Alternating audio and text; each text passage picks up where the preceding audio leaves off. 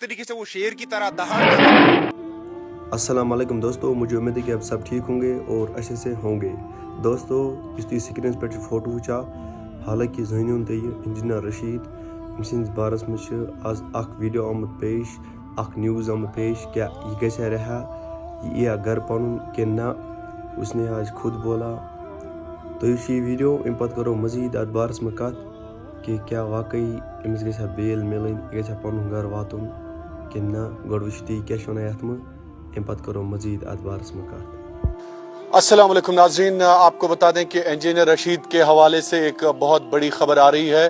आपको बता दें कि उनकी रिहाई के हवाले से तमाम सियासी जमातें इस वक्त कहीं ना कहीं खामोश हैं, लेकिन अल्ताफ बुखारी ने एक बहुत बड़ा बयान दिया है। उनने कहा है कि इंजीनियर रशीद की रिहाई होनी चाहिए, सौतीली माँ का सलूक नहीं होना चाहिए। कश्मीरी लीडर जो MP इलेक्ट हैं नॉर्थ कश्मीर से, इंजीनियर रशीद साहब, चूंकि इस हवाले से हमारे साथ बात करने के लिए मौजूद हैं इंजीनियर रशीद साहब के स्टार कैंपेनर, जिन्होंने शिमाली कश्मीर के गली गली जाकर इंजीनियर रशीद के हवाले से लोगों से वोट मांगा है। आदिल नजीर खान साहब हमारे साथ मौजूद है। आदिल नजीर साहब, बहुत बहुत शुक्रिया। आपका बहुत बहुत शुक्रिया शाहिद साहब। शाहिद साहब, जहां तक उनकी रिहाई का सवाल है, मुझे लगता है लोगों को थोड़ा सब्र रखना चाहिए और ये जो प्रोपेगेंडा चलाया जा रहा है, इस प्रोपेगेंडा में उनको नहीं फंसना चाहिए, क्योंकि अभी मुझे लगता है 4 जून को रिजल्ट आया है, अभी आज 23 जून है, अभी बहुत सारे दिन बचे हैं। 5 साल के लिए वो इलेक्ट हुए हैं, 1 दिन के लिए इलेक्ट नहीं हुए हैं, 2 दिन के लिए इलेक्ट नहीं हुए हैं।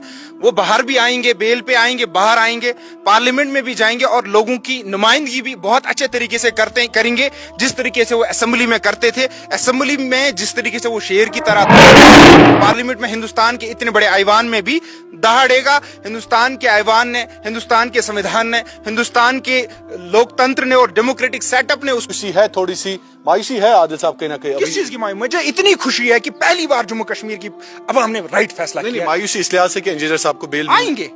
अभी कौन सी देर हुई? मैंने कहा 5 साल के लिए मुंतखब हुई हैं। अभी किसी MP ने इंडिया की ओथ नहीं ली है। जब मुझे लगेगा कि 3, 4 सेशन, 5 सेशन खत्म हो गए कि इंजीनियर साहब बाहर नहीं आए, तब मैं कहूंगा खुद ही नहीं, शायद कुछ थोड़ा गलत हुआ। नहीं हुआ कुछ गलत, आप वेट कीजिए। उसका 1 दिन पार्लियामेंट में इनके नेशनल कॉन्फ्रेंस के 70 MP के बराबर है। आप देखिए, वेट कीजिए। चलिए 1 दिन नेशनल कॉन्फ्रेंस के 70 साल के बराबर होगा इंजीनियर साहब का, और पहली बार इंजीनियर रशीद साहब पार्लियामेंट में जाएंगे। एक गरीब का बेटा, एक कॉमन इंसान, एक रईस का बेटा नहीं, जिसका कोई पॉलिटिकल बैकग्राउंड उतना नहीं, क्योंकि 2008 में 14 में खुद लड़ा, खुद कोई और पॉलिटिशियन नहीं। बेटा इसका इतना छोटा, उस बेचारे ने अपने बाप के लिए वोट नहीं मांगा, उसने कोई सियासतदान की हैसियत से नहीं मांगा, बाकी कोई नहीं। इनको ये बर्दाश्त नहीं हो रहा इंजीनियर रशीद कैसे पाले। हमने तो पैसे खर्च किए, हमारे पास तो इतना बड़ा कैडर था, हमारे पास तो इतने बड़े बड़े लीडर्स थे, इतना सब कुछ हमने किया। ये गरीब का बेटा, ये इंजीनियर रशीद कहाँ पहुंच गया? ये कहाँ पहुंच गया? जिसको रोड पे पुलिस यहाँ पे धक्का देती थी, जिसको CI फेंकी जाती थी, वो कहाँ से पार्लियामेंट? इनको बर्दाश्त नहीं हो रहा, इनको बेचारे डिप्रेशन में चले गए हैं। सब्र रखिए, सब्र। चलिए, बहुत बहुत शुक्रिया आदिल साहब। तो बात कर रहे थे आदिल नजीर खान साहब इंजीनियर साहब के हवाले से, कहा कि वो वापस आएंगे